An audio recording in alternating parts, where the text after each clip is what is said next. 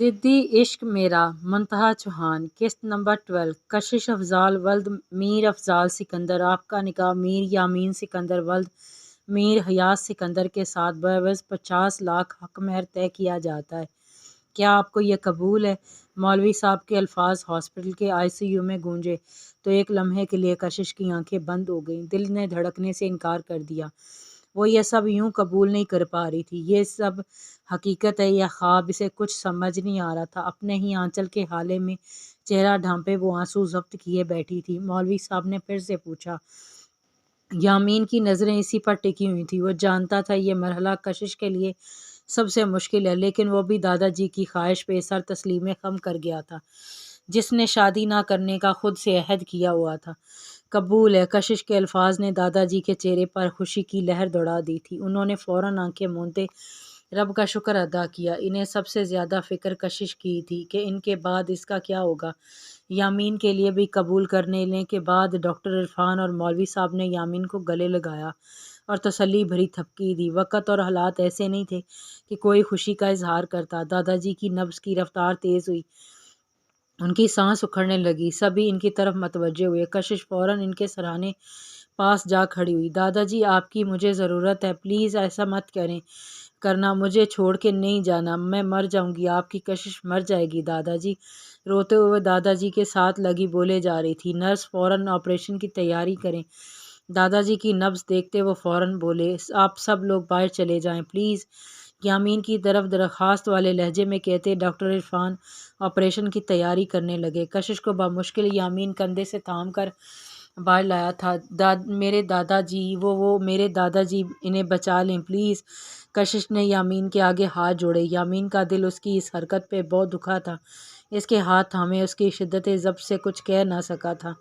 وہ خود کو سنبھال نہیں پا رہا تھا تو کشش کو کیسے سنبھالتا۔ میں آپ کو کبھی تنگ نہیں کروں گی، پلیز مجھے دادا جی واپس لا دیں پلیز۔ ہاتھ جوڑتے وہ ہاتھ جوڑے یامین سے کہے جا رہی تھی۔ یامین کے دل کے پارے ہو رہی تھی۔ اس کی باتیں، اس کے ہاتھ تھامے اسے اپنے ساتھ لگایا اور چپکے سے اپنی آنکھ میں آئے آنسوؤں کو صاف کیا تھا۔ کچھ نہیں ہوگا، دادا جی کو اللہ سے دعا کرو، وہ ہم سے ہمارا سایہ نہیں چھینیں گے۔ دھیمے دھیمے کہتا وہ کشش کو پرسکون کر رہا تھا۔ میں اللہ سے دعا کروں گا کہ وہ مجھے دادا جی واپس کر دیں گے نا؟ چہرہ اوپر اٹھاتے پوچھتے وہ بہت چھوٹی بچی لگ رہی تھی۔ یامین نے ثابت میں سر ہلایا۔ اسی سانے میں ڈاکٹر عرفان نے یامین کو بلوایا تو وہ کشش کو اپنا خیال رکھنے کا کہتا وہ اندر بڑھ گیا تھا، جبکہ کشش وہاں سے پرے روم کی جانب بڑھ گئی تھی۔ عابدہ بیگم کے اچانک داغ مغفرت پہ ناشا چپ سی ہو گئی تھی۔ وہ ان کے ساتھ بیتے لمحے ایک فلم کی طرح آنکھوں میں گھوم رہے تھے۔ کوئی لمحہ، کوئی پل ایسا نہ گزرا تھا جب انہوں نے اسے کسی چیز کی کمی دی ہوتی۔ بس پیار ہی پیار نے چھاور کیا تھا۔ آج عابدہ بیگم کو گزرے 2 دن ہو گئے تھے۔ جمیلہ بیگم ان 2 دنوں میں اس کے ساتھ ساتھ رہی تھی۔ انہیں بس ایک ہی ڈر تھا کہ جب اب ان سے ان کی بیٹی جدا نہ ہو جائے، اور اس کے ساتھ لگی اسی کا خیال رکھ رہی تھیں، اور ان 2 دنوں میں وہ انہیں خود سے بھی زیادہ عزیز ہو گئی تھیں۔ زبیدہ خالہ بھی ہر لمحے ساتھ تھیں۔ اب بھی وہ بار بار آتی اور اس کا پوچھا کرتی تھیں۔ انہیں بھی جمیلہ بیگم کا ناشا سے کیا رشتہ ہے پتہ چل چکا تھا۔ بیٹا کھانا کھا لو، زبیدہ خالہ نے کوئی چوتھی بار اسے کہا تھا۔ 2 دن سے وہ خاموش ماں کے کمرے میں بیٹھی تھی، کسی سے کوئی بات نہ کرتی تھی۔ زور زبردستی صحیح زبیدہ خالہ اسے دن میں 1 دفعہ کھلا ہی دیتی تھی۔ زبیدہ خالہ سے پھر بات کر لیتی یا ان کی بات مان جاتی۔ جمیلہ بیٹا یوں چپ نہ رہو، کچھ تو بولو، وہ کچھ نہ صحیح کچھ کھا ہی لو، زبیدہ خالہ نے رودے لہجے میں کہا۔ جمیلہ بیگم نے اس کے کندھے پہ تسلی بھری تھپکی دی۔ بیٹا خود کو سنبھالو۔ اناشا نے انہیں عجیب سی نظروں سے دیکھا۔ آپ کے کہنا آسان ہے، میرے لیے بہت مشکل ہے، ماں تھیں وہ میری۔ اناشا کے لب کہتے ہوئے لرزے تھے۔ اناشا بیٹا، عابدہ کے جانے کا دکھ مجھے بھی ہے، بہن تھی وہ میری۔ جمیلہ بیگم کو اس کی بات پہ دکھ ہوا تھا۔ اگر بہن مانتی تو آپ کبھی یہاں نہیں آتی، اٹھتے ہوئے تیز لہجے میں کہا، اور آج میری ماں زندہ ہوتی۔ کہتے وہ رو دی تھی۔ جمیلہ بیگم حیرت سے اسے دیکھتی کھڑی ہوئی۔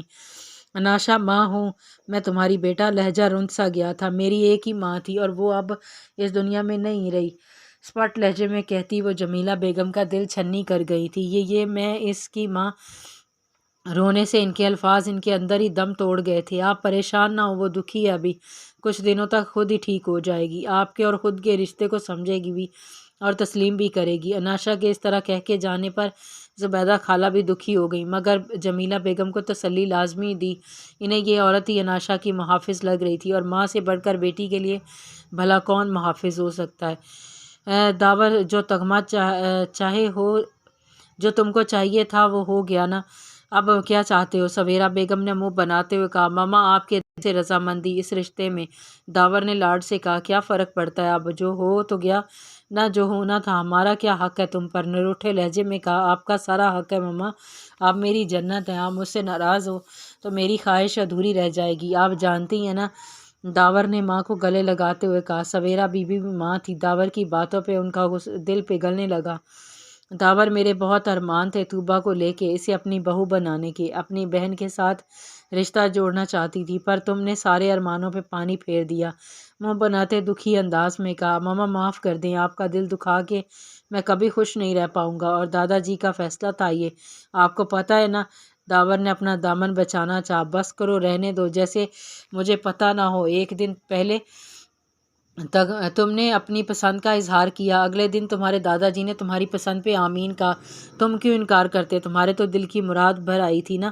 پیار اور غصے بھرے اور لہجے میں ڈانٹ۔ اچھا نا، آپ تو ماں ہے نا مان جائیں نا۔ داور نے سویرا بیگم کو گلے میں باہیں ڈالتے ہوئے کہا۔ اچھا مسکا نہیں لگاؤ، لیکن ایک بات یاد رکھنا، ایک وقت آئے گا جب میں تم سے کوئی بات کہوں گی اور تمہیں وہ ماننی پڑے گی، بنا کسی سوال جواب کے، سمجھے؟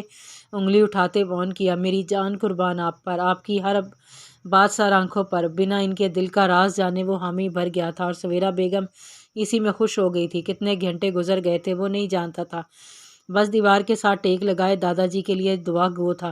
اسی سانے میں ڈاکٹر عرفان ICU سے باہر آیا، وہ فوراً سے پہلے ان تک پہنچا۔ کیسے ہیں دادا جی؟ یامین نے ڈاکٹر عرفان کے باہر آتے ہی پوچھا۔ اس نے گھر میں کسی کو کوئی اطلاع نہیں دی تھی، ابھی تک وہ کسی کو بھی پریشان نہیں کرنا چاہتا تھا، جبکہ ہاسپٹل کی سیکیورٹی اس نے بہت سخت کر دی تھی، اور اپنے بندے اس نے جو ٹائم کیے تھے وہ اس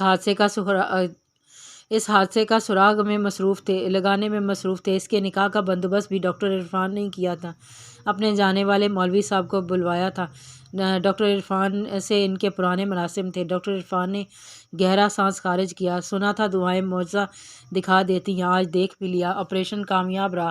24 گھنٹے ان کے لیے بہت اہم ہے، دعا کرو کہ انہیں ہوش آ جائے۔ تسلی بھری تھپکی دی۔ یامین نے بے اختیار آنکھیں بند کرتے اللہ کا شکر ادا کیا۔ دادا جی کے بنا جینے کا تصور بھی محال تھا۔ یامین کے قدم ICU کی جانب بڑھے، جہاں دادا جی بے ہوش مشینوں میں جکڑے تھے۔ انہیں اس حال میں دیکھ کر اس کا دل کٹ سا گیا تھا۔ ان لمحوں میں وہ ہزاروں پل مرا تھا، اور دادا جی کے بنا جینا ایک سونے روح لگ رہا تھا، لیکن شکر تھا اللہ کا، اس نے دعائیں سن لی تھیں۔ پلٹ کے نظروں نے ان دشمن جانا کو ڈھونڈا، لیکن وہ نظر نہ آئی۔ پھر یاد آیا وہ تو پرے روم میں گئی تھی، اور وہاں ابھی تک وہیں تھی۔ قدم بے اختیار اس جانب اٹھے اور دروازے پر جا کے رک گئے تھے۔ وہ جو جائے نماز بچھائے بیٹھی تھی، دعا کے لیے ہاتھ بلند کیے، آنکھیں بند کیے روئے جا رہی تھی۔ یامین کو اس پہ بہت دل کو کچھ ہوا تھا۔ دادا جی کے سب سے زیادہ قریب بھی یہی تھی۔ دادا جی کو اگر کچھ بھی ہو جاتا تو سب سے زیادہ تو اسی نے تکلیف اٹھانی تھی۔ اس وقت اور کوئی نہیں تھا۔ یامین خاموشی سے جوتے اتارتا اس کے پاس دوزانوں بیٹھا تھا۔ وہ پری پیکر چہرہ آنسوؤں سے تر تھا۔ یامین نے ہاتھ بڑھا کر اس کے آنسو پہنچے تو اس لمحے اپنے گالوں پہ کسی کے ہاتھ کا ایک لمس محسوس کر کے اس نے دھیرے سے آنکھیں کھولی۔ امید اور حسرت کے ملے جلے تاثرات سے یامین کو دیکھا، پوچھنے کی ہمت نہیں جتا پا رہی تھی۔ ٹھیک ہیں دادا جی، اللہ نے تمہاری دعا سن لی، یامین نے مسکراتے ہوئے کہا، جبکہ آنکھیں نم تھی۔ کشش نے بے اختیار زور سے آنکھیں میچی اور سجدے میں سر جھک گیا۔ اللہ دلوں کے کتنے قریب ہوتا ہے آج اسے احساس ہوا تھا۔ وہ ٹوٹ کے اپنے اللہ پہ پیار آیا تھا۔ کس نے مس اناشا کی لیو اپروو کی ہے؟ 3 دن کے لیے حاضر آؤٹ آف کنٹری گیا ہوا تھا، اور اناشا 3 دن سے کام پہ نہیں جا رہی تھی، اور آج ہی لوٹا تھا، اور اسے اناشا کی غیر حاضری کا علم ہوا تھا۔ وہ سخت غصے میں بھرا بیٹھا تھا۔ سارا فاق سر نے فون کیا تھا اور بتایا تھا کچھ دنوں کے لیے آفس نہیں آئیں گی۔ ماجد نے فوراً وضاحت دی، اب کسی بھی ورکر کو چھٹی نہیں دی جائے گی۔ تیکھے انداز میں کہا، سر ان کی والدہ کی ڈیتھ ہو گئی تھی۔ دھیمے لہجے میں کہا، واٹ؟ یہ کب ہوا؟ حاجی کے ایک دم اٹھتے ہوئے بولا، سر 3 دن ہوئے ہیں۔ ٹھیک ہے تم جاؤ، ماجد کو بھیج کے وہ اناشا کے بارے میں لیے सोचने लगा था। इसके लिए इसे बुरा लग रहा था। 2 बार मिला था इनसे। एक दफ़ा 3 जब वो नाशा को छोड़ने गया था, और दूसरी दफ़ा नाशा को बिना पता लगे वो इसके यूनिटाइम में इसके घर गया था, जो अब तक राज ही था। फ़ोन उठाया इसे फ़ोन करने के लिए था, लेकिन कुछ सोच के उठाया और कीज़ उठाता बाई निकला था। इसे जाना ज़्यादा बेहतर लगा था कि फ़ोन करना मुनासिब ना लगा। आप यहाँ से चली जाएं, मैं आपके साथ कहीं नहीं जाऊँगी, अनाशा ने मज़बूत लहजे में कहा। अगर आपको ऐसा लगता है कि यहाँ रह के आप मुझे अपने साथ ले जाने में कामयाब हो जाएंगी, तो ये आपकी भूल है मिसेस शहरयार अफरीदी। मैं अपने माँ बाप का घर छोड़ के आपके साथ हरगिज़ नहीं जाऊंगी, अटल लहजे में कहते वो जमीला बेगम को सख्ते में डाल गई थी। ज़ुबैदा बेगम ने इसे इतना समझाया, लेकिन वो एक ही ज़िद में लगा के बैठी थी कि जमीला बेगम से कोई रिश्ता नहीं रखना चाहती है। अनाशा, मैं तुम्हारी माँ हूँ, तुम ऐसे कैसे कर सकती हो मेरे साथ? जमीला बेगम ने दुखी अंदाज में कहा। मुझसे उम्मीदें ना लगाएं प्लीज़। आल की किसी पे उम्मीद पूरी नहीं उतरूंगी, इसलिए मेहरबानी करें और जाएं यहाँ से, कराख्त लहजे में कहा, और अंदर की जानिब बढ़ गई। संभालें खुद को कि पीछे से ज़ुबैदा खाला की आवाज़ आई। बेख्तियारी पीछे पलटी थी। जमीला बेगम को बेहोश होते गिरता देखकर फ़ौरन से पहले इन तक पहुंची, आंखें खोली। क्या हुआ आपको? अनाशा बहुत सख्त घबरा गई थी। अनाशा, सब तुम्हारी फजूल ज़िद की वजह से हो रहा है। सगी माँ ये तुम्हारी कितना तड़पी होगी, और तुम आज भी इन्हें खुद से महरूम रख रही हो। एक माँ को तो खो चुकी हो, क्या अब इनको भी खोना चाहती हो? ज़ुबैदा खाला ने नम लहजे में इसके ज़मीर को झंझोड़ा था। इन्हें कुछ नहीं होगा। फ़ौरन ज़ुबैदा खाला के सहारे इन्हें उठाती मुश्किल बाहर गाड़ी तक लेके आ गई थी, और उनकी ही गाड़ी थी। जब से वो यहाँ थी, वो ड्राइवर गाड़ी समेत यहीं था। शायद इसे ऑर्डर था, इसलिए वो बहुत मुस्तैदी से ड्राइविंग ड्यूटी दे रहा था।